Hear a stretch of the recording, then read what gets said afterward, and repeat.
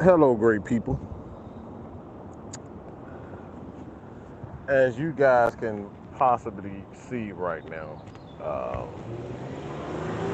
was just on this stupid motherfucker. He been driving back and forth in the fucking neighborhood, going absolutely no fucking where. Okay, as you guys can probably see that I'm not in a very good mood. But it doesn't have anything to do with just um people, just in general. This is more so me. This is more so the attitude of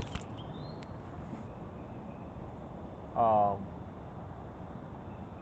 how we continuously see the same things over and over again, um, especially articles. And we talked about this Sunday about these ESPN journalists, media guys, that they go out their way just to nitpick every little detail. It's like when the Falcons don't do anything, guess what? They suck. When Falcons have the best players, they suck. When the Falcons draft great players, guess what? They suck. When the Falcons go out and do everything that the media, not the fan base and the media does, guess what? They suck. When they hire a guy that they've been asking for, and you know, guess what? They suck.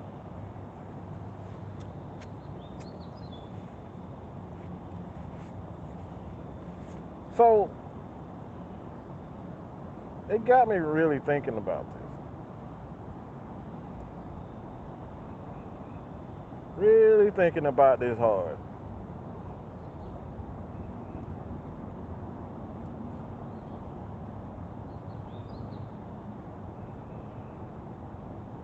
Got me really looking in the mirror and thinking about something.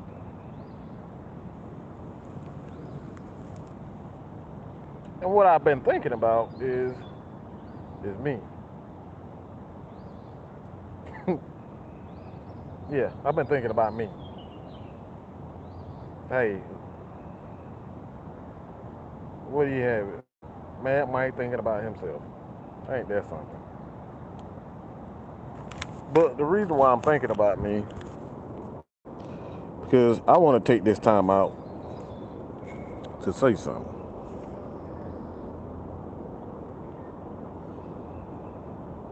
I want to say, well, not so much say, but I want to do something right now. I want to take the time out to apologize to everybody who ever believed in Mad Mike Sports and Atlanta Falcons Nation.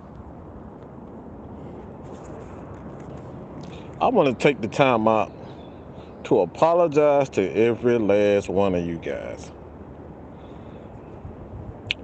But why? Why would I apologize? As you guys can probably see, the title of this video, and happy Memorial Day to all the veterans, those, obviously you mourn, but I want to take the time to really apologize to y'all. Hope everybody having a great Memorial Day, but it's like, I'm really disappointed in myself. People who know me and the crew of AFN know I don't fucking sleep. When it comes down to this shit, like this, you hardly see me rest. You hardly see me even when I'm at family functions and working and doing. I'm still thinking about Mad Mike Sports, Atlanta Falcons Nation, and how much, the types of content that I can put out for y'all.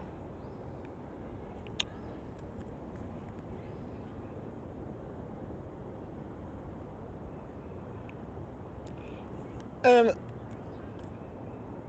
I apologize to y'all. Because guess what? Y'all didn't subscribe to Mad Mike Sports for some bullshit. Y'all didn't subscribe to Mad Mike Sports to just simply hear news updates. Y'all can get the news updates any fucking where. You can get these bullshit ass updates. Oh, the Falcons signed Khalil Campbell. Y'all can get that shit anywhere. So y'all didn't subscribe to Mad Mike Sports Atlanta Falcons Nation to hear to give, bullshit ass content. All right, I'ma just be real.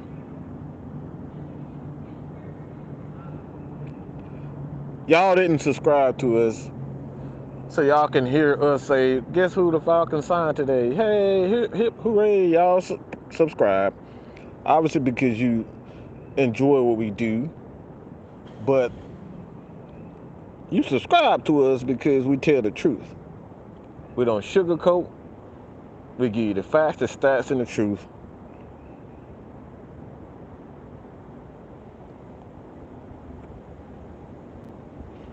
And I don't feel like I've been doing that 100%. Now, I'm like I said, I'm the type of person. I'm probably harder on myself than y'all probably harder on me. I feel like I've been a fake, phony son of a gun. I do. Because guess what? I've been sugarcoating shit. I've been trying my best not to give Mad Mike 110%. Yeah, because some motherfuckers can't take it. Some people cannot take the fact that Mad Mike likes to rant. Mad Mike likes to get certain things out of his system in a certain way. And I have not been doing that. I haven't been doing it the way that I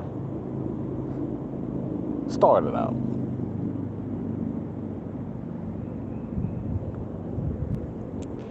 Mad Mike started off doing exactly that, no filter. Mad Mike started out doing it was absolute no filter, saying whatever, whenever, however. I haven't been doing the content, giving y'all the content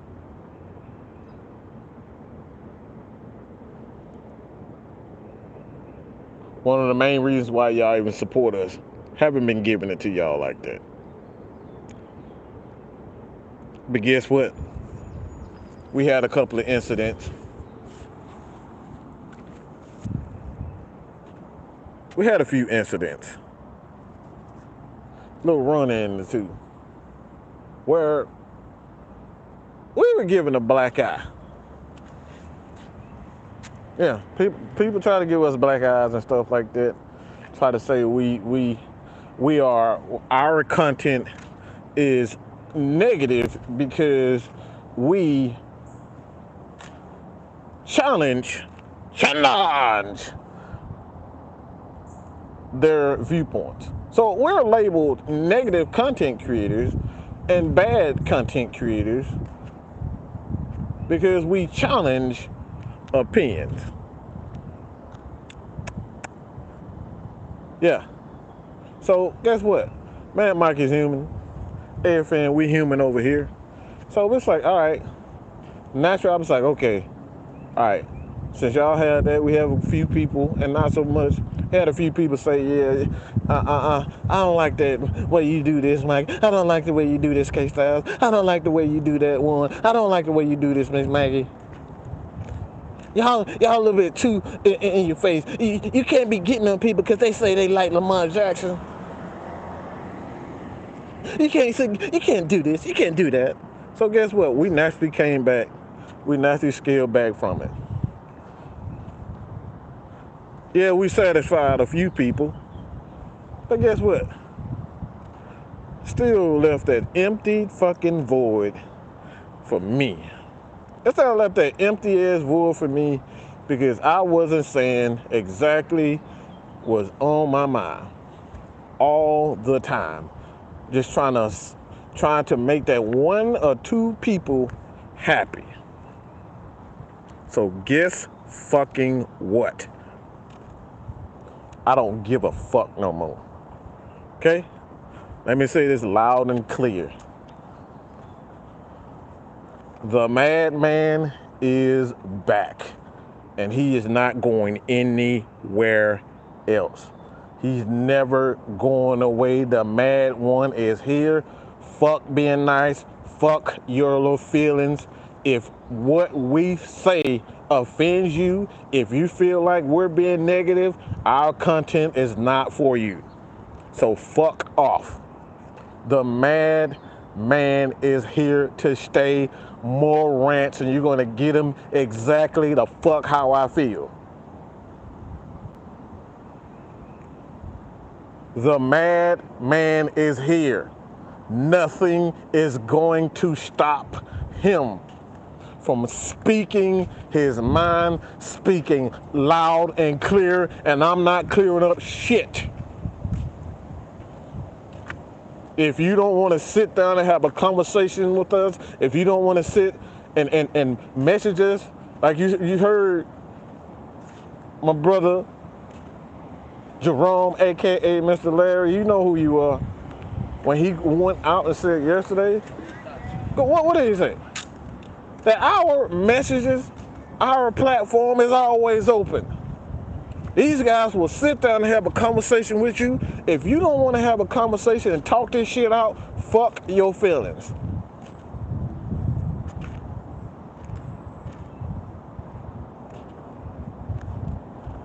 And this is one of the main fucking reasons why I'm upset, is because of this bullshit ESPN articles. See, this is one of the main fucking reasons why I'm upset.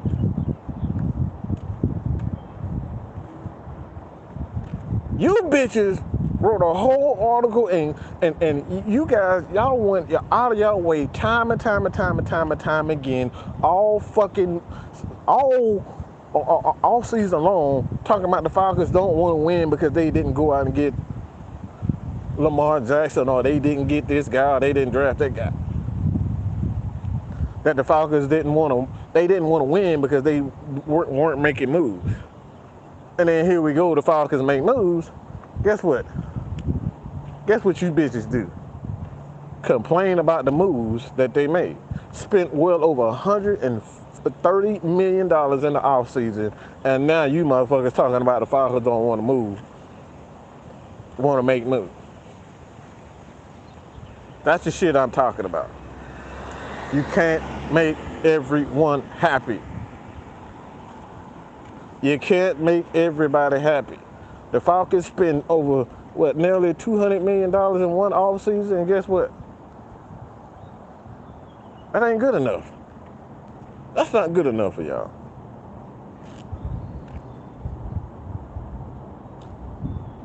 The Falcons spent over nearly $200 million, and that's still not good enough for y'all.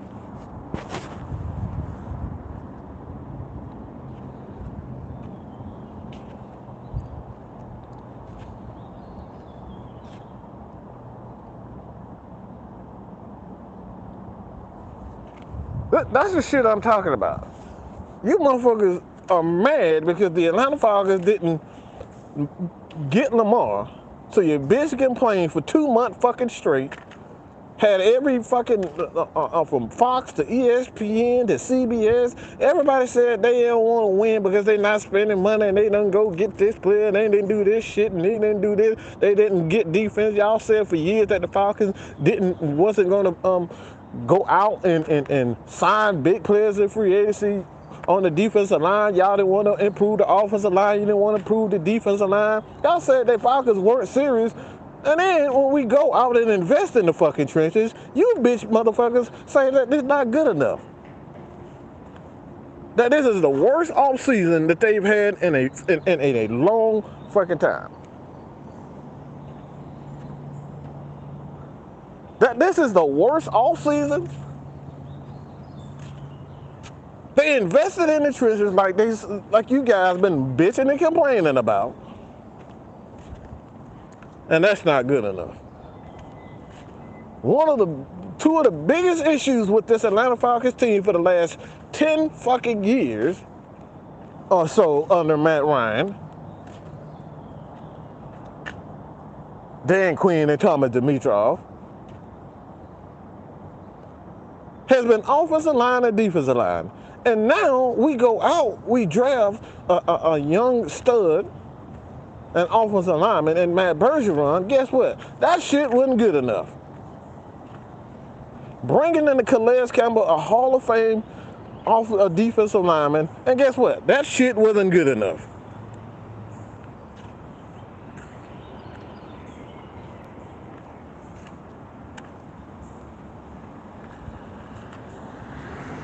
See, this is the shit that we talking about.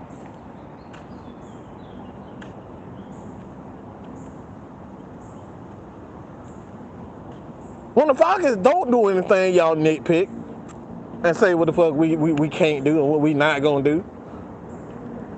Guess what? Y'all complain. Then when they go out and improve these aspects of our team, guess what? That's the fucking problem. And not only that, one of the main reasons why y'all wanted Lamar Jackson to come here is to improve the running game, make the running game damn near unstoppable. Well, we did exactly that.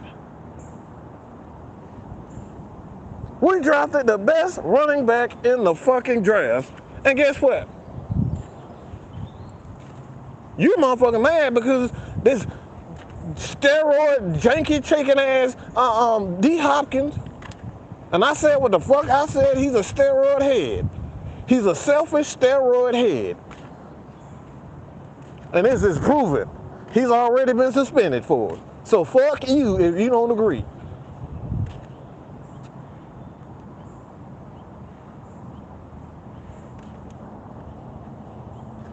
Y'all want to bitch and complain when one of our players fucks up and say, well, he need to go, he fucked up. And then you want to bring a fucking dope head like D Hopkins in.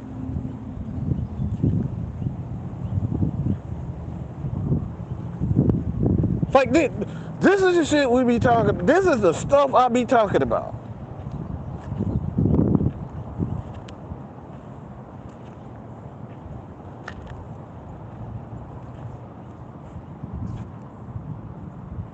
I said what I said. Y'all know that man is a dope head, okay? He done got suspended for it once, twice, 2 times. He got suspended for it in Texas, with the Texans, and he got suspended for the same exact shit in Arizona. And that's the shit that we want here.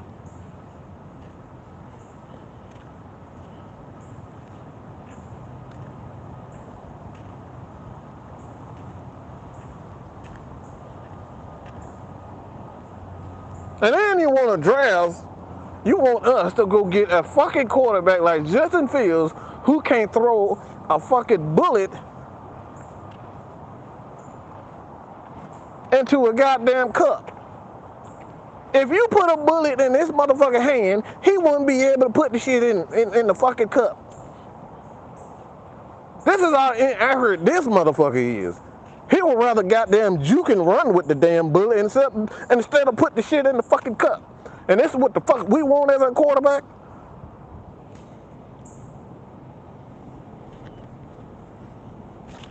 This is shit we want at quarterback. A motherfucker who run for 1,200 yards at a fucking at quarterback.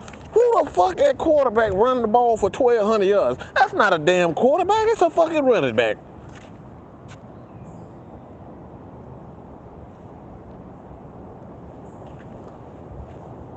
This man up here putting up Desmond Ritter passing numbers in his 3rd year in the fucking NFL. Let me say this shit again.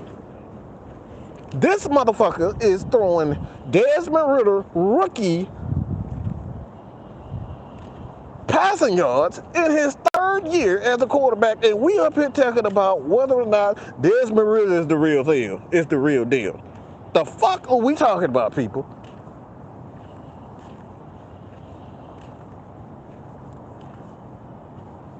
And then say Mike and K-Styles and Big Sam and Warren and Blackberry and all the crew members that we fucking hating when you up here glorifying this piece of fucking shit at quarterback.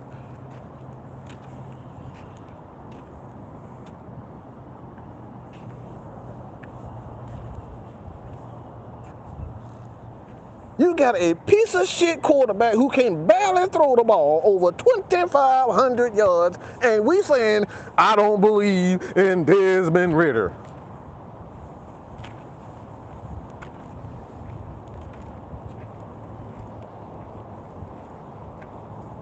But we are losing our motherfucking mind.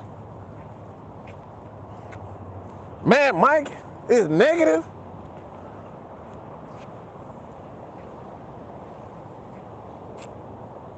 This motherfucker can barely throw for 2,800 yards in a damn season, but you want to sit up here and tell me I don't believe in Justin Fields.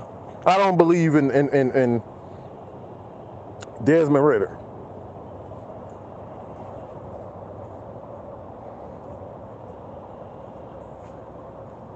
How the fuck are you in your was he in third year, going in third year?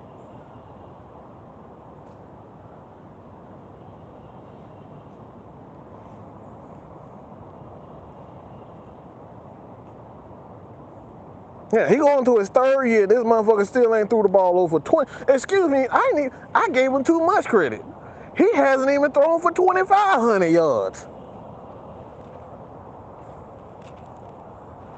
Well, excuse me.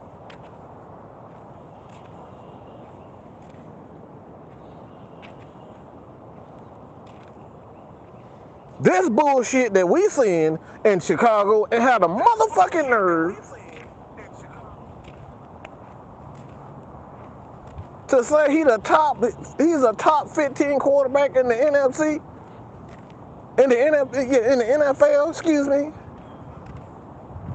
This motherfucker can't even throw for 2,500 yards, but it's out of the question that Desmond Ridder could be a very good quarterback. Are you out of your motherfucking minds, people?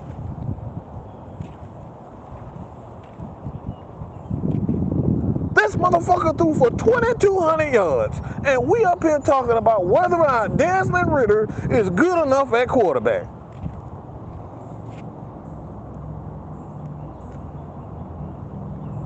Excuse me?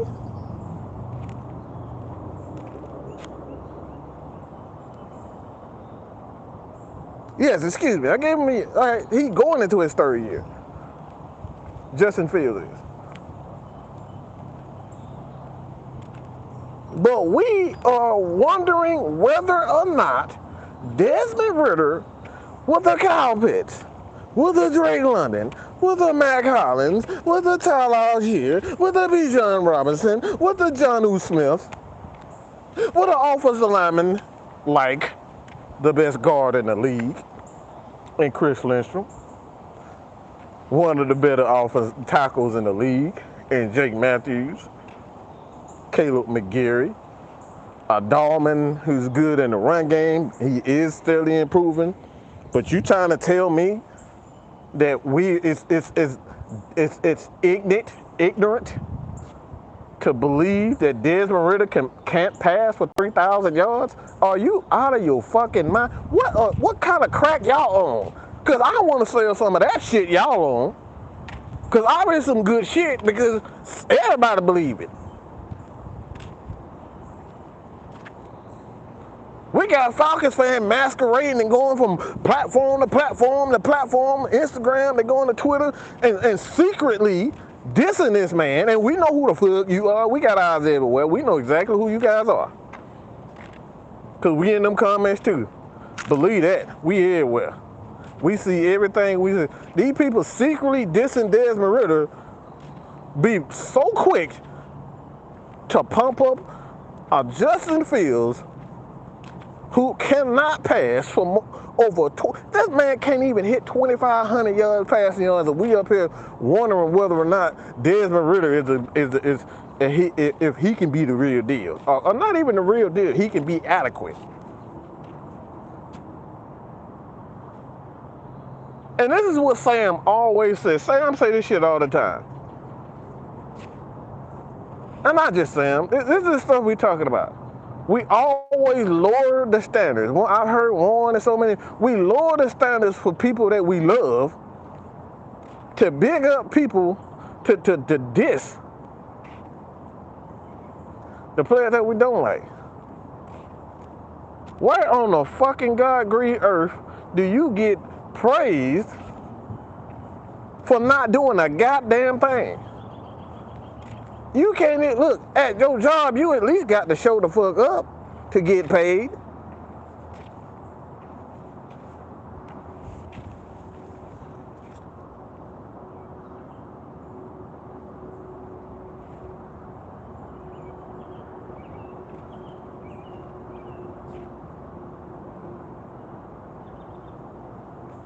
That's how McTown out here everybody doing. If you're just doing, like I said,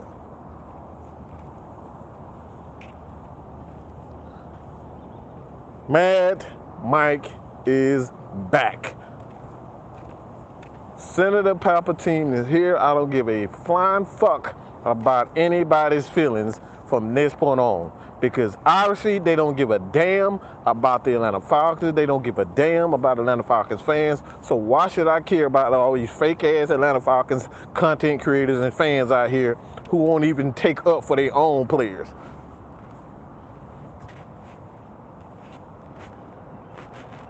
But they praise and trash like Justin Fields.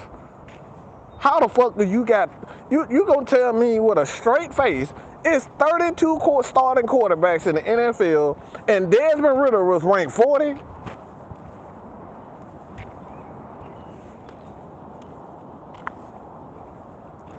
It's 32 starting quarterbacks, so y'all trying to tell me there's 6 quarterbacks, starting quarterbacks? I mean, 6 quarterbacks that are not even starting. These guys are on the bench. But those 6 guys are better than Desmond Ridder. Come on, man. Get out of here with this bullshit. This is the reason why Mad Mike is Mad Mike. Is because we see shit like this and everybody's just okay with it. We let motherfuckers like Chris Sims. We should be going to his profile, shitting up a storm, making sure we harass the shit out of him and prove that what he's saying has everything to do with film and the truth. Because you cannot tell me with a straight face that he's the 40th best quarterback in the fucking NFL. This guy had broken so many college football Hall of Fame records. And you trying to tell me with a straight face that you got 40 other quarterbacks in the NFL? He's the 40th ranked quarterback in the NFL. Carolina up here playing musical chairs at quarterback, but you trying to tell me that Carolina quarterback is better?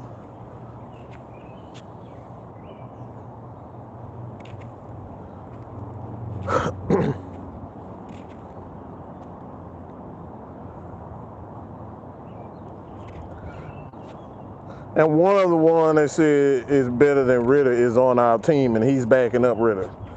I love Heineke. I think he's a very good quality starter.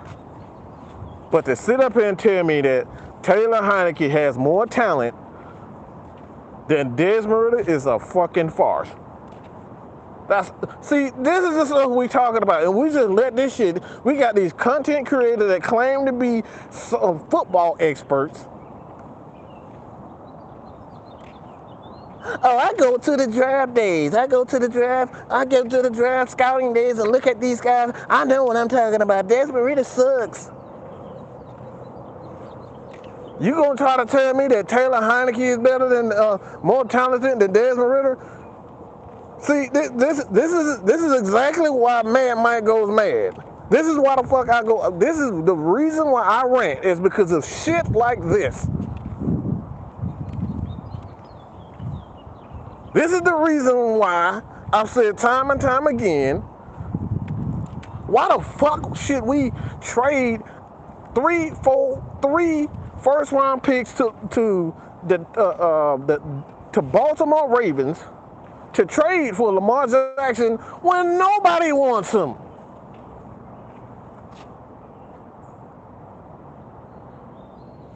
There wasn't a team in the NFL that was willing to give up 3 first-round picks for Lamar Jackson, but somehow you motherfuckers think it's such a great idea for the Atlanta Falcons to give up everything in the world for this one guy. And then these same content creators and fans, they all on board now.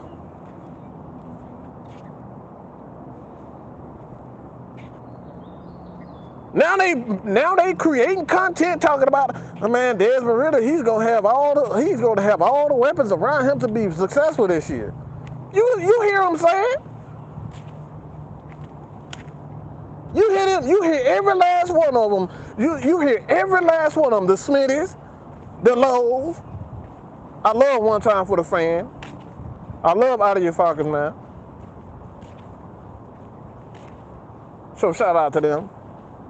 But these are the same motherfuckers that going out of their goddamn way. They was driving they were driving the airplane, the car, the station wagon, the pickup truck, the van, the camper, for everybody.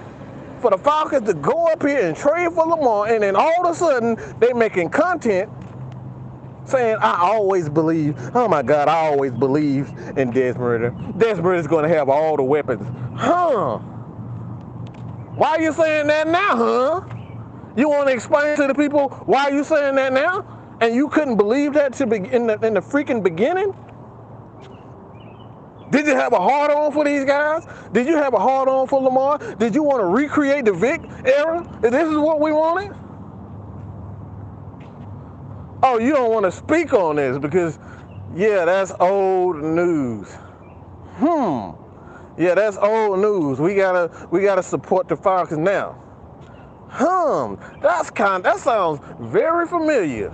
Because this is exactly what AFN been doing for the longest. We support who's here. Matt Ryan ain't here. You don't hear Man Mike, making 15 videos back to back about bringing Matt Ryan back. No, Matt Ryan is the past. We got to support who's here.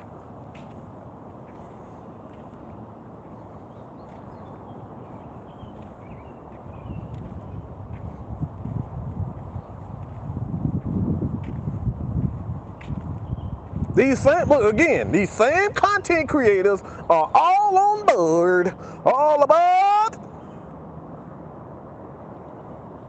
They want us to give up $300 million. Go ahead, you can go to their videos right now. Go to their channel. As a matter of fact, please subscribe to every last one of these guys' channel so you can hear it for yourself. I do not want any other content creator who isn't Atlanta. If you're Atlanta Falcons content creator and you guys see it, please subscribe to their channel. Because I want you guys to decide for yourself what the truth is. I want you guys to decide whether or not who's full of shit and who's negative and who's positive. You guys go see it for yourself. I'm just a fan of these guys. I'm just as a fan, and look, anybody who know me, I pattern my game after everybody. Vince Lombardi. Lieutenant Dan, unintentional grounding. He's the one who taught me how to watch film properly and how to break down, do all this stuff. I learned. I'm a quote unquote a disciple of the Vince Lombardi tree. This is how I learned how to watch film. Looking at, learning from guys like that. Learning from, the two OGs. I always say right there, Terrence Mathis and Chuck Smith, those are my OGs. Talk to those guys, and these guys gave me so much game, and this is the byproduct of that. So I want everybody to study these guys for yourself. This is something that they saying.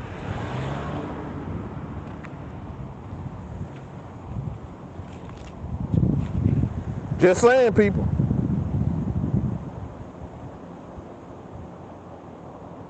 Whatever it takes to get the views, that's what they gonna do for y'all. whatever it takes to get the views and to make people give people these false hope, they gonna do it. They gonna create it. But again, shout out to One Time for the Fan and Out of Your Falcons Mind. We got a few other guys. Pound for pound, those guys are pretty. I have no issue with JR. JR does a good job. The guys at Pound for Pound. We got a lot of Recondo. We got a lot of people. It's just so many people that do a great job. But like I said, my thing now. Listen to what they saying. Look at their actions. Again, he made 15,000 videos on why the Falcons should give up every asset, money, picks, and everything for one player. But now all of a sudden, the narrative now is Desmond Ritter has everything he needs in order for this team to win.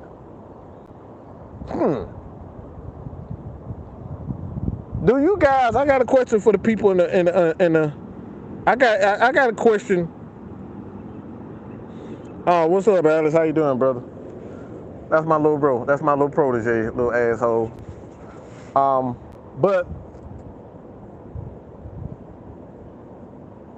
this is like I said, research for yourself. See it for yourself. These people have been running the campaign for the Falcons to give up everything. They want us to give up every asset for one player and then turn around and say Desmond Ritter has every aspect, everything that he needs to be a quality quarterback. And now they're saying we don't need Desmond Ritter to be a Pro Bowl quarterback. Do you guys think that's possible? If we would have been able, if we were to give up all first-round picks, second-round picks, if we would have traded it for Lamar Jackson and get rid of all our picks, sign him to a $200 and I think it's like $57 million contract that he signed. If we would have gave him that money, do you guys think that we would have had every aspect of a team around Desmond Ritter? Will we have a good defense? Will we have a good running game? Will we have a good offensive line? Will we have the money to go out and get a guy like Calais Campbell? If we would have gave up all of this. And see, this is what we're talking about, the hypocrisy. The Fed Marquise, how you doing? Popping. Hey man, what's up, y'all guys? How y'all? Pop, how you doing, man? Wolf, Day 1 A1, how you doing, man? Man, y'all gotta check out Wolf. He almost at 500. I need, if you guys can do me one favor, please head over to Wolf. We gotta get him to 500, man. That man, look, he made a video. He made a video on the Atlanta Falcons and, kind of giving a shout out to all the Atlanta Falcons content creators, who you guys think are the best, whatnot. Wolf is a man of the people, man. And like I said, check him out.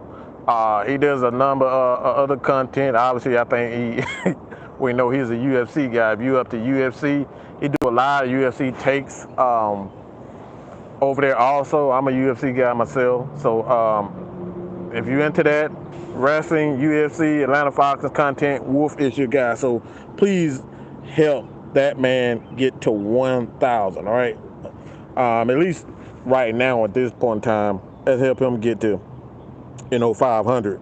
But Wolf is my OG, love him to death.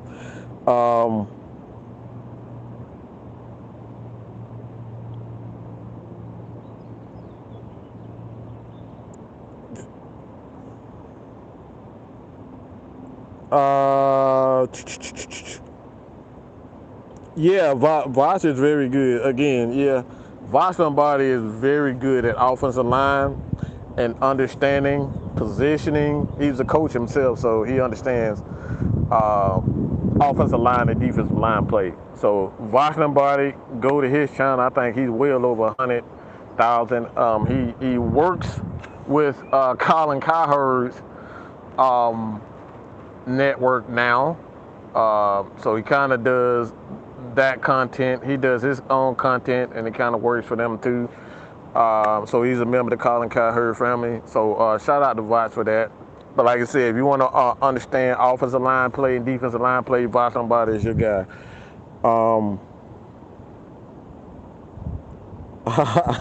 Red Swan, what's good?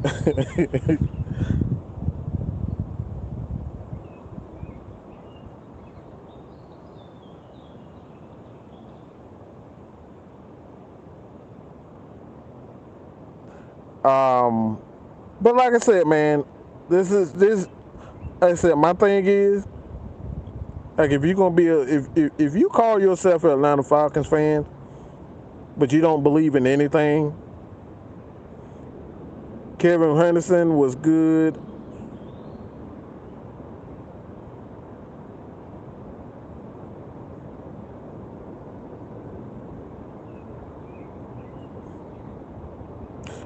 Anybody think Mad Mike drinks? Yeah, you really don't know me if you think I drink. I've been a natural psycho all my damn life. Yeah, so no, don't drink. Trust me, you don't want to see me drunk anyway.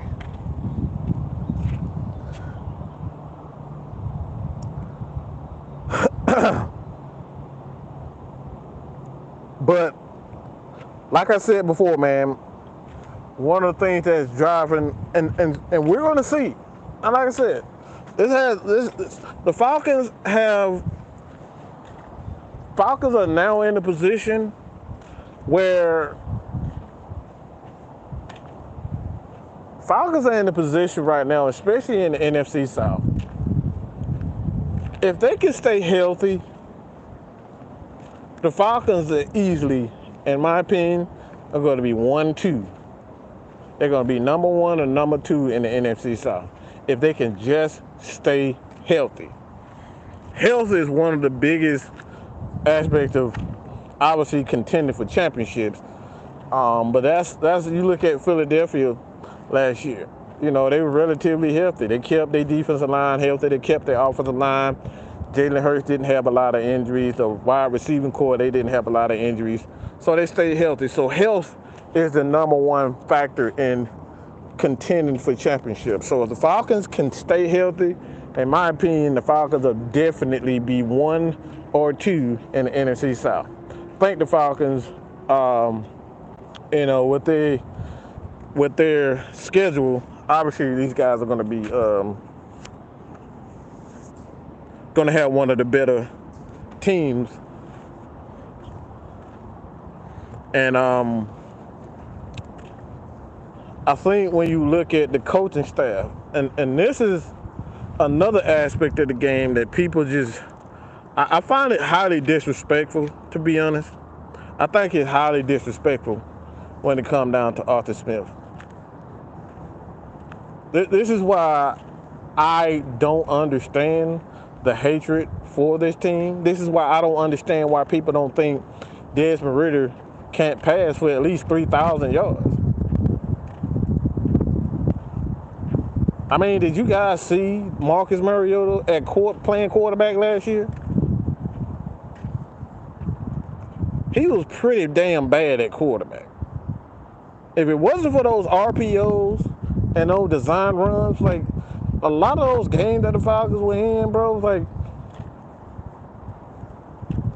we could have easily won those games if he just passed for 200 yards. There were a lot of games. There were a few games where dude had barely 100 yards passing, and we were still in a lot of these games.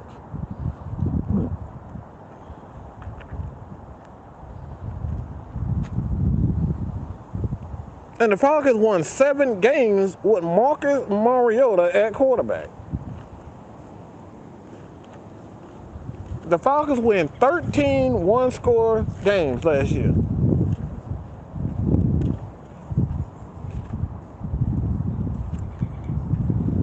The Falcons were in 13 one score games, whether it was 3 points or 7 points, the Falcons were in 13 one-score games, and they won 7 games with that roster. Do we have to read this roster again? Because K-Style done read that. I don't know how many times we don't read this roster. Bro, we had a rookie running back who led the team in rushing. When everybody knew the Falcons couldn't throw, they still couldn't stop our running game. Everybody in the whole world knew what the Falcons was going to do. Run the damn ball. Because we sure as hell couldn't pass it. Everybody knew. Just saw a stat yesterday that the Falcons' rushing attack was graded at an 83.7.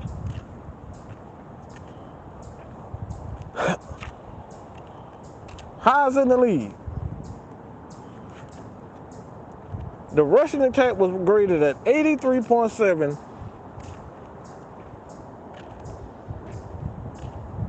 And this is without a Bijan Robinson. Okay? The Falcons didn't have an explosive running back like that because CP was kind of, obviously we know CP is getting up there in age, but like we lost Caleb Huntley and the Falcons still, everybody knew that the Falcons was going to run the damn ball, and they still was able to run the ball, and they was able to run it effectively.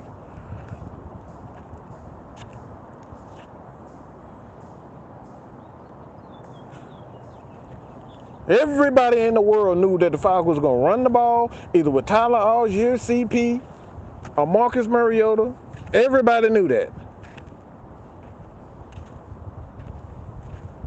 And the Falcons still was ranked as the best rushing attack in the league. And this is without a Bijan Robinson. Now picture a guy like Bijan Robinson, one of the best young stars coming out of college. This guy's hella talented. And we have this guy this year. And you trying to tell me that Arthur Smith with an improved offensive line, with improved wide receiver core?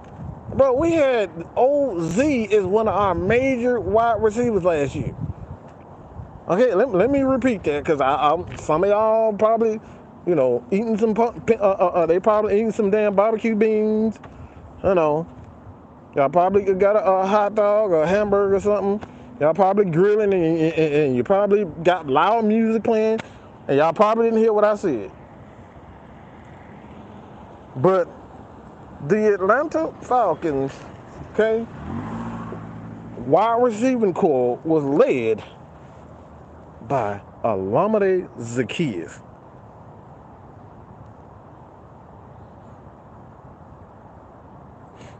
Let me say it again, because I think I probably been speaking French.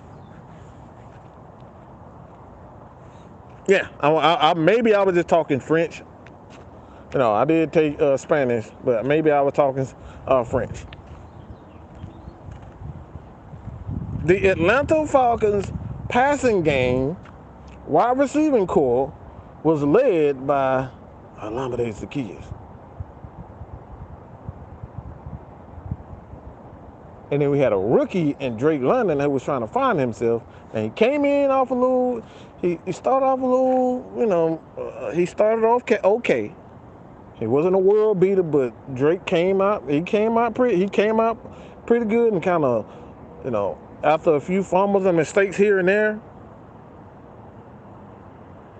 he kind of found his groove. Got back into his groove when they took him, when they took Marcus Mariota out, put Desmond in there, and he kind of got off. But the Falcons were essentially led by Olamide Zaccheaus most of this past season. Marcus Mariota and Olamide Zaccheaus, those guys had a lot of chemistry. I don't know what it was, but they had chemistry. Now you have a Mac Hollins. If you look at him, he had well over 500 yards receiving last year as a solid number 2 threat with the Oakland Raiders. Goddamn. Fuck it. They always be. I ain't saying no damn Las Vegas Raiders. But the Raiders, this man had over 500 yards receiving. You couple that with a Drake London, who broke a Falcons rookie record, receptions. And then you have Kyle Pitts coming back this year.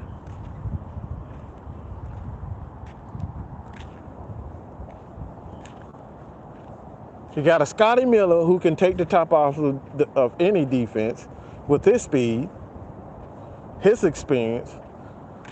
I don't understand why people are disrespecting this Arthur Smith. He has way more weapons than he had last year and the previous year. This guy has a lot of weapons to work with now.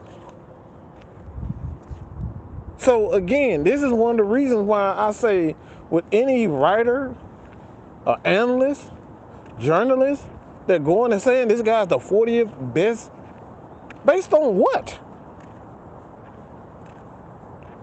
Because if all Arthur Smith asks Desmond Ridder to do is to check the ball down and throw slants like Slant Thomas in New Orleans, this guy can easily hit 3,000 yards passing. He can easily do that with just the weapons that the Falcons have on this squad. And then you got to look at CP. CP can play wide receiver, running back. This dude can do it all. So he has weapons all over the place. Jonnu Smith, like this is what I'm saying. And this is one of the main reasons why I'm looking at this Atlanta Falcons offense. The offensive line is ranked a top 10 offensive line in the league.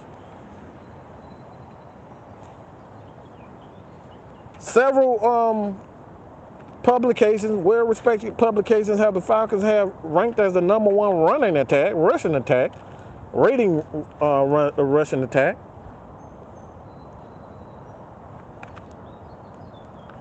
Now, with this rushing attack, you have a Bijan Robinson, who's a home run threat. Tyler Algier is just an absolute bull. He's a bull. CP, who's always going to be a threat. He's not going anywhere. The offensive line is steadily improving, and I think I have a good feeling that Chris Donovan, but Drew Donovan is going to be a lot better at center. He's really going to improve. And if we get him to improve, this offensive line is going to be unstoppable, bro. If we get him to just improve with his fundamentals, because we know he's a great run blocker. We know that already. So I don't understand where the disrespect for Arthur Smith is coming from, other than the fact that it's and see, this is another thing that really bothers me too. Well, they say, well, the offense is boring. And then you go and praise college teams like the Alabama Crimson Tide. For years, their offense was labeled exciting because all they did was run the ball and have a quarterback check down. But everybody loved the Alabama offense. Everybody loved the Georgia Bulldogs offense. Everybody loved the Dallas Cowboys offense when they would run the ball 40, 50 times a game with Zeke, Elliott, and those guys. Like, they praised that, and then they praised Bill Belichick for having the same type of offense. They praised the Cleveland Browns for having Nick Chubb and those guys for years, and then went and praised Tennessee for having the same type of offense. And then look at Arthur Smith and say his offense is boring. It's the same fucking offense he's been running. It's the same offense. It's the same offense that every other team has been running in the league. Somehow, Arthur Smith ain't good enough, or his offense is boring. Kyle Shanahan, all he does, when you look at a lot of his play calls, his quarterbacks average about as far as their passing attempts, about 28 attempts a game. But nobody say Kyle Shanahan offense is boring.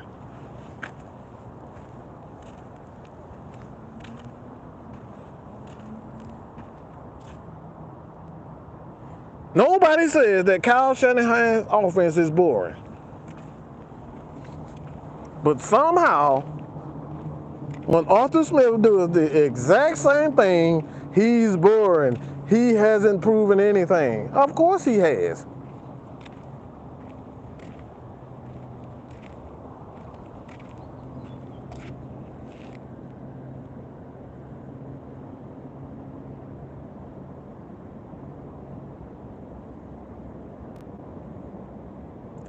Sam, I agree. I think Scotty Miller gonna have a real impact on his offense.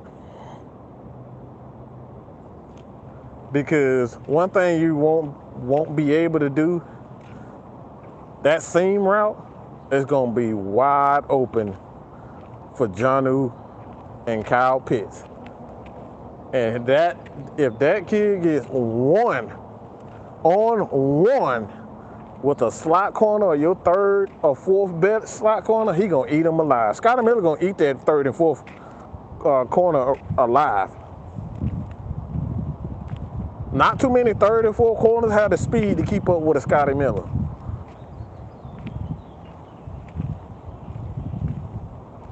And we know safeties can't keep up with a guy that runs a 4.2, 4.3 like that.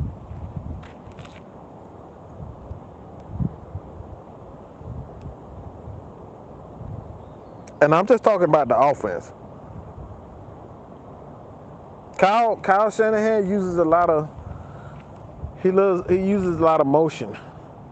And that's just the way of the NFL now. It's like again, this is why I've been telling people for quite some time, Arthur Smith likes to use a lot of motion. The first couple of years, he wasn't able to do it, obviously because we didn't have the personnel, we obviously didn't have the speed to be able to use a lot of motion.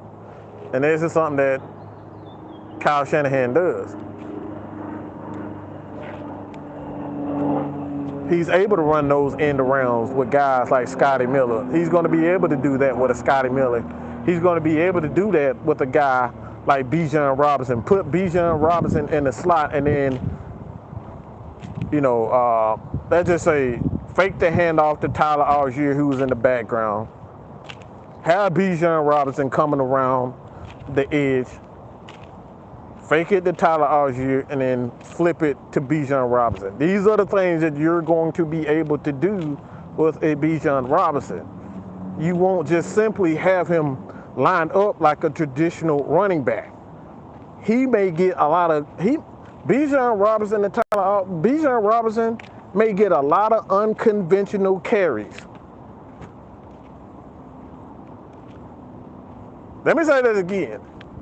Everybody's so focused on Bijan lining up in the back, nobody's even thinking about the fact that he could be lined up at the slot, end up taking an end around, and taking that mother to the house. Big play. Why? Because you got a guy like CP in the backfield, you got a guy like Tyler Algier, and these guys and the linemen are going to have to stay home. The safeties are going to have to stay home. They got to stay in their lane.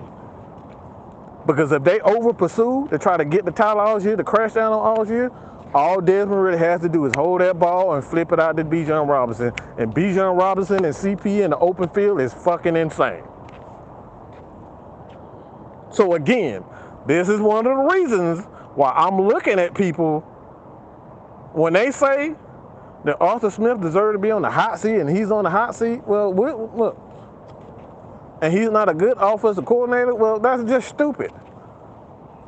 Anybody who believes Arthur Smith isn't creative is a fucking moron. Anybody who believes that Arthur Smith is going to be on the hot seat and all this goofy shit is a fucking moron. The man hasn't had an opportunity to showcase what he can do. When you're playing with fucking Oompa Oompas at wide receiver, who the fuck can play with a bunch of fucking five and practice squad guys?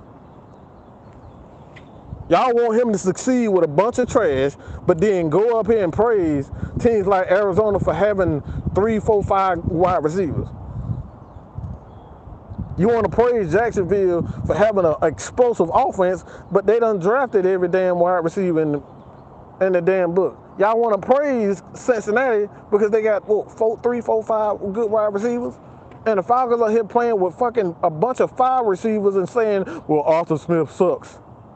The double standards are absolutely ridiculous, bro.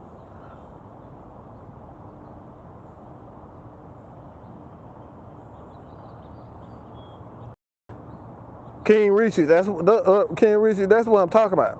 CE and Algier at splits, and then Bijan in the slot. Teams are going to be, they're going to have to be hella disciplined. This is what Calais Campbell was talking about with Arthur Smith's offense is being so difficult to play against because you don't know who's going to get the ball. You will have to be incredibly disciplined because you thinking that Tyler Algier is in the backfield, he's going to get the ball, and they end up doing a damn end around, giving it to a wide receiver who runs a 4-2. You got to be incredibly disciplined to play against the Arthur Smith offense. This is what he was telling you. You're talking about a defensive guy who understands this.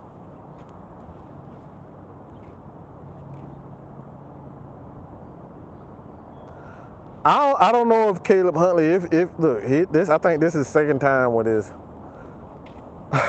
Achilles. I don't know. ATLEO was good.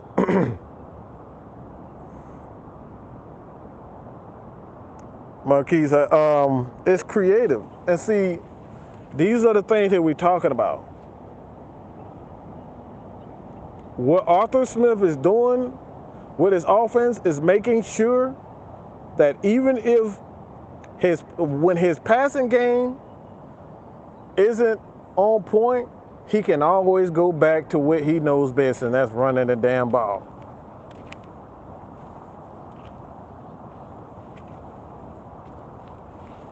When the passing game isn't on point, he can always go back and run the ball 40 times a game. What he's doing is allowing his quarterback to sit back, make the right reads, run the offense the proper way, learn how to go through his progressions, learn how to read the defenses, learn how to attack these defenses, but he's doing it at a slower pace. You don't have to go out and force a guy out and throw him in the game and say, all right, you're a first round pick or you're a first round talent. I need you to go out here and throw the ball 50 times to see if you're going to be a good quarterback. No, you can take your time by running the offense, running the damn ball, help him gradually get to a point where he can understand what he's seeing and he can coordinate the offense properly. Coordinate. You know what I'm saying? R.P. John Witherspoon. This is what you can do. So you don't have to force things. Everybody want quarterbacks. As soon as you draft a quarterback, you want him throwing for 40, 50 times a game. A lot of people don't even know, bro. It's not always going to be a Peyton Manning. Peyton Manning is an anomaly, bro. Dan Marino, those guys are an anomaly. You're not going to have quarterbacks that just come right out of college and you know, they some damn good. They pass for 4,000 yards in the damn season.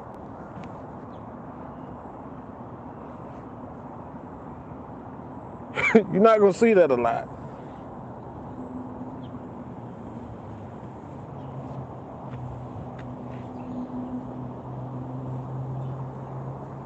So,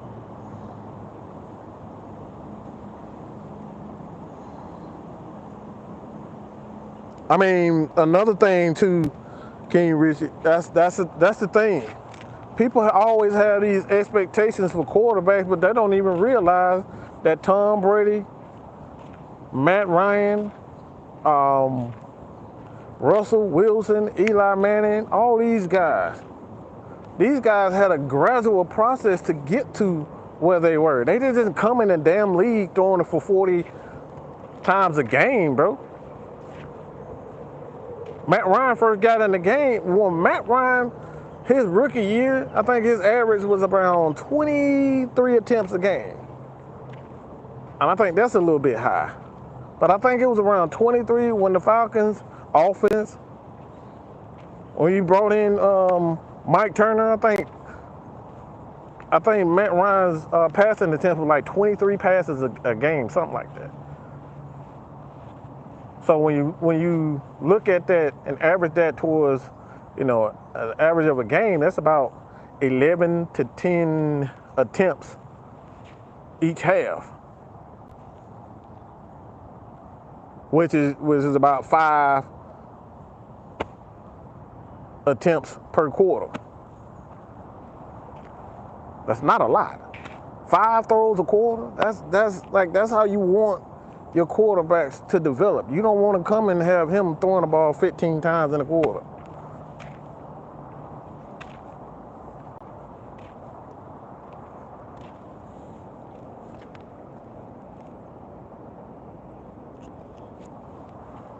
Like I said, this ain't Madden where you come in and pass the ball 50 times in a 50 times in a game with a rookie quarterback. Like even Tom Brady when he got in, we I actually did a breakdown with his numbers. Tom Brady passed in his first 4 games. His numbers were damn near identical to Desmond Ritter. Matt Ryan's, Desmond Ritter, Tom Brady, all those guys were, in their rookie year, their numbers were damn near identical. You can look it for yourself. Matt Ryan, Tom Brady, Desmond Ritter, their numbers were damn near identical as a rookie. They wasn't throwing for 300, 400, 500 yards every game. Some games Tom Brady had 100. Some he had 2. I think he had one game where he had 300, and he went right back to the next game. They had him. I think it was against Baltimore. And the next game he played a Baltimore, and the numbers dropped again. But most of his numbers, Tom Brady's in his first 4 games, he didn't play out of your mind.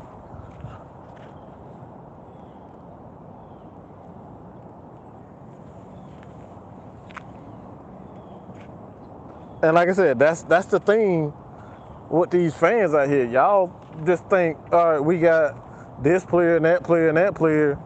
I don't know why our quarterback can't throw for 300 yards a game. Unreal expectations.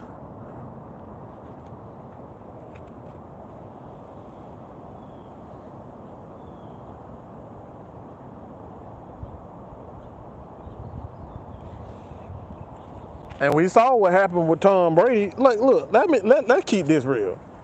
I'm gonna say this about Tom Brady: the most overrated quarterback in the history of the game.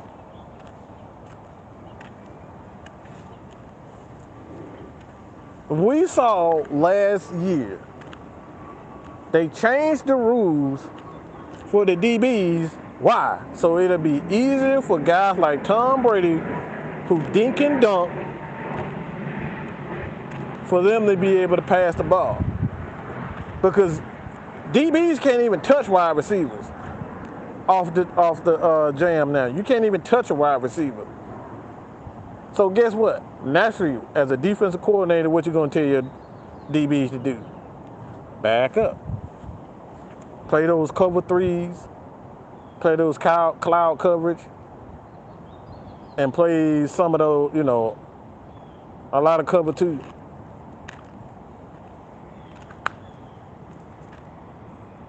You can play a lot of cover 2 and a lot of quote unquote Dan Quinn defenses. Well, you trying to figure out why the hell the DB is lying 7 yards off of a wide receiver. And then wondering why a Drew Brees and a Tom Brady passing for 5,000 yards a damn pass. A damn season. He's one of the most overrated quarterbacks of all time. You couldn't touch the motherfucker. His wide receivers had it easy. You ever thought about why the hell Tom Brady passed for so many yards, but his receivers suck so bad? Let me say it again. You ever thought to yourself why Tom Brady threw for so many yards, but his receivers were above average at best?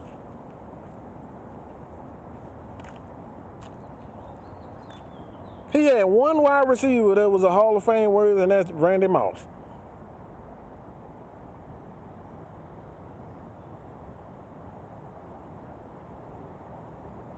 Let me ask you another question about the Saints quarterback.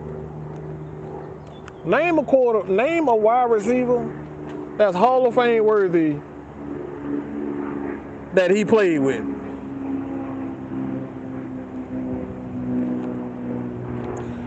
Drew Brees, name a wide receiver that you guys think that was Hall of Fame worthy.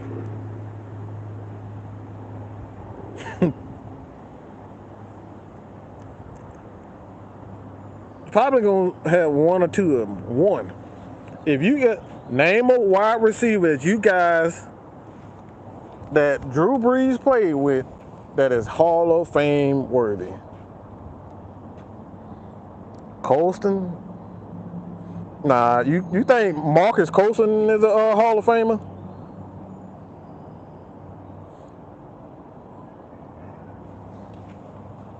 All right, I'll be nice and give you that. But that's it. That's literally it. That's the only guy that you guys can, a lot of people can even come up with is Marcus Colston. I'll give you that one.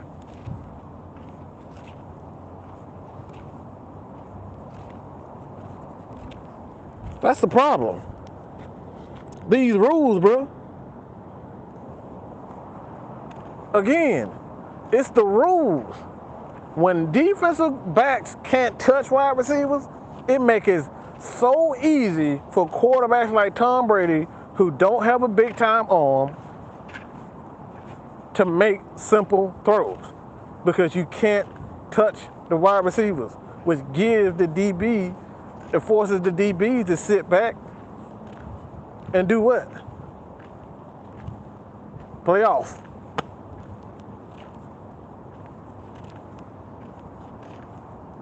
You got to play off. And when they play off, it just makes life that much easier for a play caller like a Sean Payton. Because guess what? He's going to run a lot of crosses. He's going to run a lot of pick plays.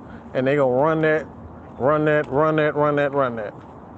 And then what they do, they couple those crossing plays, them pick plays, with the running game. So it becomes just as, it becomes more difficult to stop the offense in its entirety. So this is why I always say Drew Brees, even though he was very good, but he's an overrated quarterback himself. One of the most overrated quarterbacks in the history of the game. You ever think to yourself, why in this era, it was literally one guy, like two guys, that don't pass for damn near 50,000 yards in like a 6 to 8 year span, and then that's never happened, and both of them happened in the same era, damn near the same era of football? Think about that for a second. It's all about the rules. Most of these quarterbacks we think is legends, they're not even legends. They legends because they changed the rules and made it a whole lot easier for them.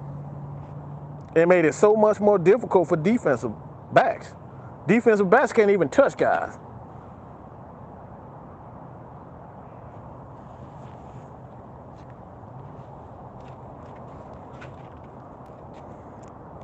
No, Joe Horn played, yeah. Dave Patton was okay. He was okay. Brandon Cooks was okay. But it's not, like I said, it's not a lot of guys. You know, like I said, it's not a lot of guys that were very good at all. So essentially, what I'm saying is, it's like if you just couple the Atlanta Falcons, the players that they have, the running game, you can allow a Desmond Ridder to kind of get into a rhythm. You don't have to force him to go out and pass the ball for 40 times a game. Now the Falcons have the personnel to just, all right, if the passing game is lacking, we'll just go to CP. We'll go to Bijan. We'll go to Tyler Algier until we get a rhythm in the passing game. This is what he has at his disposal right now. This is what Kyle Shanahan has at his disposal. He can go to that running game and wait for his passing game to get in the rhythm. That's why he doesn't need these big-time quarterbacks. He can go get a Brock Purdy. He can get a trash-ass Jimmy Garoppolo. Because what he's doing is relying on his running game until his passing game, until his passing game get into a rhythm. So once his passing game is in a rhythm, that's when the offensive for the 49ers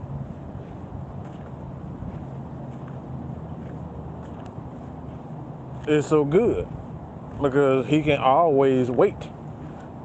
He don't have to do too much. All he needs is Brock Purdy every once in a while, get a first down with his legs, check the ball down to the running back, the Ayuk, Kittle, George, Big George, Debo. Just check the ball down to death. And then, if the defense is doing their thing, they're going to score a bunch of touchdowns. But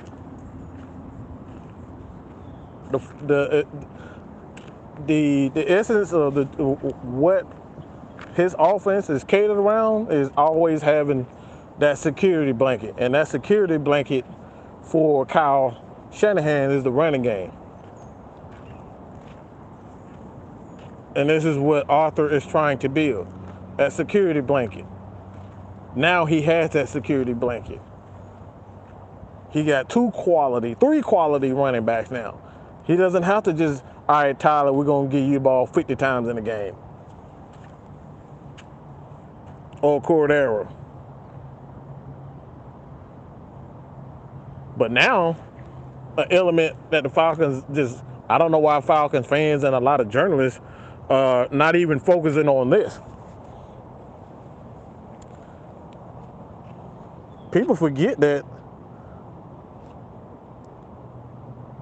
this man runs a 4.5, a 4.4. Everybody run 4.4, 4.5. And Desmond Ridder, he's a running threat, bro. He's a running threat. Why do you think none of the top HBCU quarterbacks this year get a pick or invited to any camps? Well, I'm not gonna be, for one, I'm gonna tell the truth. I'm not gonna beat around the bush and say Whitey bad, Whitey bad, Whitey bad, Whitey. The reason why HBCU quarterbacks don't get any respect is because of HBCUs. HBCUs are their own worst nightmares.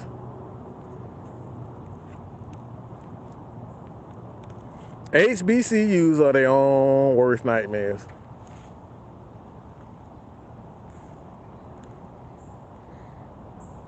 I love to see black quarterbacks and HBCU quarterbacks get more opportunities, but it's not like smaller schools Like, when the last time anybody complained about Georgia Tech having a quarterback that getting the opportunity? It's like, we got to stop making up all these damn. We got to stop making up these. Oh, I'm so mad at the word HBCUs are being left out. Well, again, when the last time y'all talk about, oh, let's get more Pac-10 quarterbacks or a quarterback from Nebraska get a tryout in the NFL. Like, everybody's gonna always find the issue, but at the end of the day, some of these motherfuckers just suck. Okay, maybe just not good enough, and there's only so many opportunities in the NFL. Now, what I do like, and we will see a lot more, and what I love this, but the USFL and the XFL. This is where these guys are going to have the opportunity to showcase their talent. So it's like, if these guys are serious about playing the game, well, you got to do what you got to do. Nobody, look, let's just keep this real. How did Jackie Robinson, Hank Aaron, and all those guys get noticed? Yeah, y'all see, y'all don't want to talk about this type of stuff. How did Jackie Robinson, Hank Aaron, Satchel Paige, all these guys, how did those guys get noticed? Anybody want to talk about that?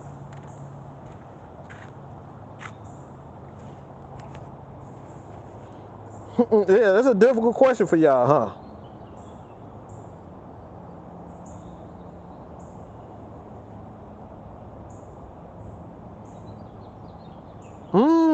Yeah, you got to put your thinking cap on there for that one, huh? Again, I'm gonna answer it. How did Satchel Paige, Hank Aaron, Henry Aaron, Jackie Robinson, all these guys, how did these guys get noticed? Anybody want to take? They took their ass out in these places and played for dirt fucking cheap. Okay? They were willing to do the dirty work. They were willing to get cussed the fuck out and called trash and called nigger. Oh, y'all want to talk about this type of stuff? Oh, you don't want Mad Mike. You don't want my motherfucking opinion with this. Henry Aaron was willing to get death threats. They was willing to do the absolute worst shit to be discovered. Oh, y'all don't hear me. Y'all don't feel me. Oh, they about to leave now. Oh, y'all about to leave now. Don't leave. They were willing to be called nigger. They were willing to be called nigger. They were willing to get thrown and spit on. You feel me? The same thing with Warren Moon. Oh, y'all don't want to talk. Y'all don't want to talk. Y'all want opportunity, but y'all don't want to work. Willie Mays, all these guys. Roberto Clemente. Oh, y'all don't want to be called wetback and all that. Y'all weren't willing to go through that type of stuff. But you want opportunities from the NFL. Y'all don't hear me though. Doug Williams. Y'all don't want to talk about that. Oh, I see I lost by three. Yeah, I think I lost three of them. 3 people left. I hope they ain't leave because I said something. Y'all don't want to talk. Y'all don't want to talk now, huh?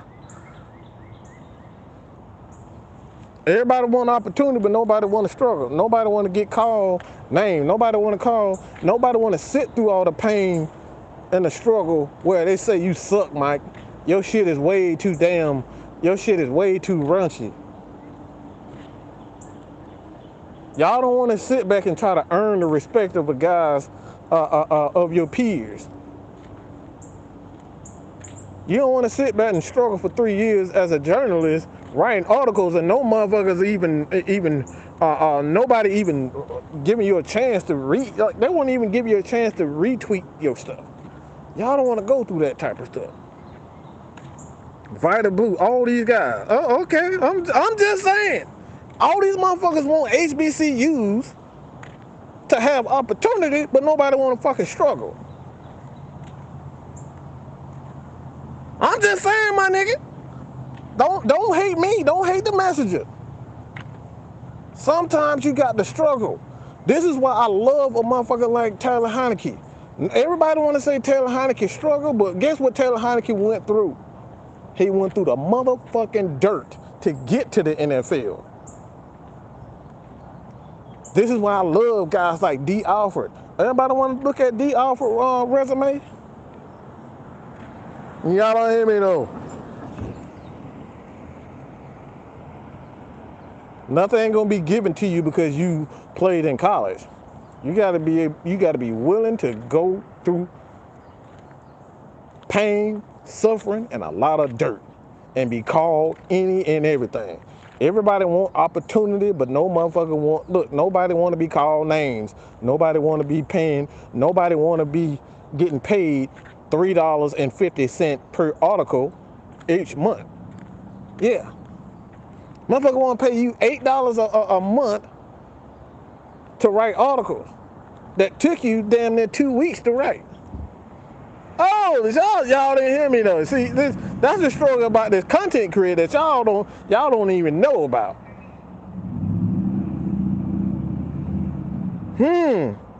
Alfred went through the CFL to get here. Brent Grimes, these guys went through the dirt. Kurt Warner, guess what? He bagging groceries just so he can have enough money to even buy equipment and do all that type of stuff. Oh, y'all don't want to talk about that type of stuff. You just want opportunities. And like I said, this is absolutely no shot at you for asking the question I actually love. Tyler Algier is another one of those guys. Had to bag groceries just so he can make it to college. Oh, y'all don't want to hear them stories. Y'all just want to see a motherfucker run fast and run a 4.2 and jump over a goddamn roof. Yeah, y'all love that type of shit, but you don't want to hear the stories behind it. What it took for him to get there. Guys like Tack McKinley, who ain't never had his parents, and he's suffering mentally because of it. Y'all don't want to hear being, raised by your grandmother and living in a damn, a shack and had to piss outside. All that type of stuff with Shannon Sharp. Like, y'all don't want to hear them stories. Y'all don't want to hear about them stories. Y'all just want to see HBCUs get an opportunity. Coming from broken homes, you know what I'm saying? When your mama a crackhead, your daddy a crackhead, they in jail for murdering people. Y'all don't want to hear them stories. Y'all just love to see little Ja who raised and has a real good life. He has a real good life and a real good wife and a real good parent and a real good bank account, and a real good family and a real good everything. Y'all love that type of stuff. Y'all don't hear me though. Y'all don't hear me though. And man might talk too much. Mine might get a little bit too real for y'all motherfuckers.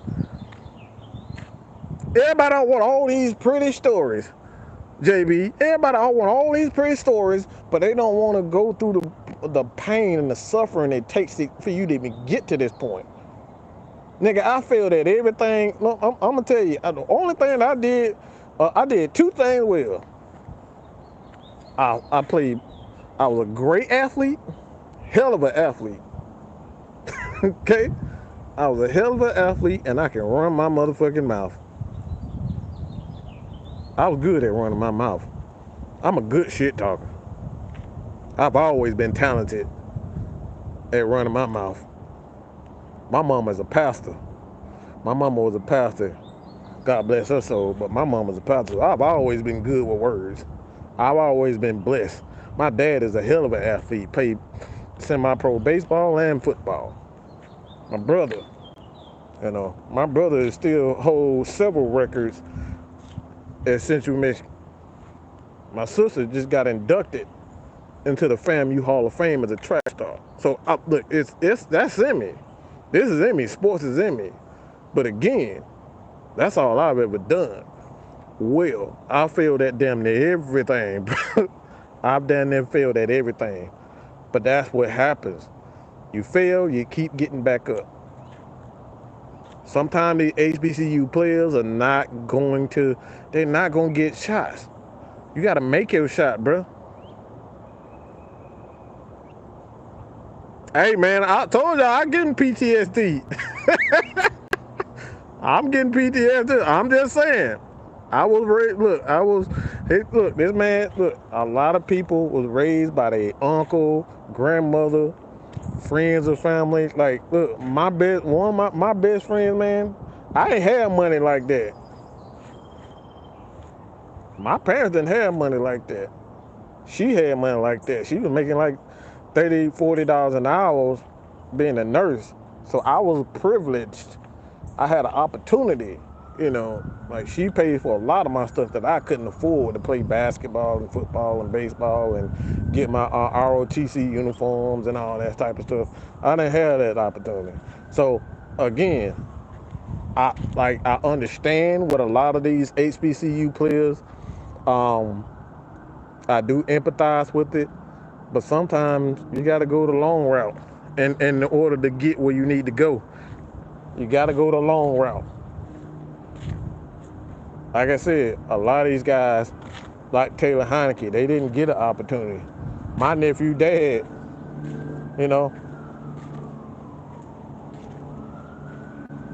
he played in the AF League with Aaron Murray. You know what I'm saying? Opportunity. You got to make the most of it. Sometimes you're not going to get there. You got to go the scenic route. You got to go the long route. Excuse me. So, like I said before, some people don't like the struggle. A lot of people want to be giving it to them. They want to be given things.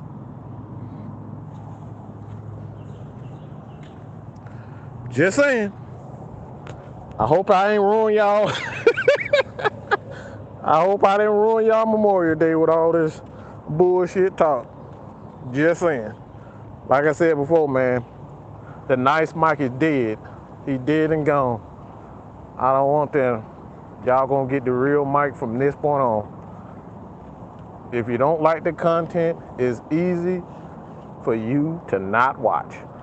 It's easy for you to unsubscribe. If you feel me, hit that subscribe button. If you feel K-Styles, if you feel OG Sam, if you feel with the Unholy Alliance Atlanta Falcons Nation crew, my brother Dunn is back. We're going to be doing something later tonight. But a lot of players, sometimes you got to work for it. It's like, even though Arthur Smith, a lot of people say Arthur Smith is a privileged guy, but it's like, that man didn't even want his daddy to do nothing for him. He paid his way through college, all that type of stuff. Did all that. He went the long route. He did not want his daddy to buy his way to the top. That man worked his way to this position as head coach. He worked his way. So again, sometimes you may not make it as a player. Maybe you'll make it as a head coach. Maybe you'll make it as an executive. Maybe you'll be like Chuck Smith and have you find your way doing like professional training like my sister does. Sometimes you may not do it, but sometimes that gift, like I said, for me, I wanted to play basketball. A lot of people don't. I wanted to be a quarterback. Things didn't happen out there for me. So guess what? I get to talk about being a quarterback now. I get to talk about being a quarterback. I get to talk about playing, and I love it. So like I said, at the end of the day, man, just because that person did not make it, and you thought he was a good quarterback, he should have made it. Maybe it wasn't his destiny to be a quarterback. I don't believe in other people taking away your opportunity. If it's meant for you, God gonna make sure it happens. Ain't nothing, nobody can take any opportunity away from you. If it's meant for you, it's meant for you. The end. And that's all I got to say about that. Dre Murphy, again, basketball, his first love. 3 Dirty, Man, like I said, bro, like y'all from this point on, like you said, if you want that real shit, this is it. We're not here to convince people to be our best friends, but if you want to sit down and actually have a conversation about a misconception, or we kind of said something that didn't kind of hit you, or it hit you, or didn't sit well with you in a certain way, hit us up. We easily accessible, bro. You can find me on Instagram, Twitter, all of it. I promise you, we will get back to you. You heard Jerome say it yesterday. You heard him say it yesterday. These dudes will talk to you about any and everything. Holler at us. If you're thinking about being a future content creator, we can talk about that too. We are here. Atlanta Falcons Nation, we are for the people. Y'all want to holler at us, hit us. And that's all I got to say about that. And like I said, we ain't forgot. Oh, well, I ain't forgot about it. Y'all motherfuckers think we're going to shut up about this challenge. I want that ass. I want that ass. Smitty, I want that ass. Bigelow, I want that ass. Don't run. Don't hide. If you guys say you positive content creators, sit down and have a conversation with the people. The people want us to sit down and hash these things out. So don't run, don't duck and hide, don't do none of that. We want you guys to sit down and talk with the people. If you don't want to talk to me, fine. I won't even show up on the show. But the people want y'all on AFN. They want you on Mad Mike Sports. They want you on Six Man K Style. They want you on Blackberry Rex. They want you guys. So stop running. Stop fucking hiding. Stop acting. Try to pretend like you're a super nice guy. You ain't got to talk to me. You ain't got to talk to K Style. You ain't got to talk to Miss Maggie. But the people want you guys on this show. They want us together. So let's give the people what the fuck they want. Stop running, hide. Hell, go on. Hell, let's go on Wolf. We'll go on Wolf Channel. Let's go to Wolf Channel. He can host the thing. But the people want it. This is what the people want. So let's give the people what they want and stop running, stop ducking and hiding, stop trying to pretend like you the super positive guys. Because positive guys, they sit down, have a conversation, and ask and kind of lash out our differences. And with that being said, I appreciate everybody for joining us. That's all I got to say about that. I'm hungry than a motherfucker. I got to piss. Sitting in the damn car too long. But yeah, my bad. I talk too damn much. John, I appreciate you, brother. Appreciate you, brother. I'll hit you up on. I'll see you on Twitter, John. Holla, holla, holla.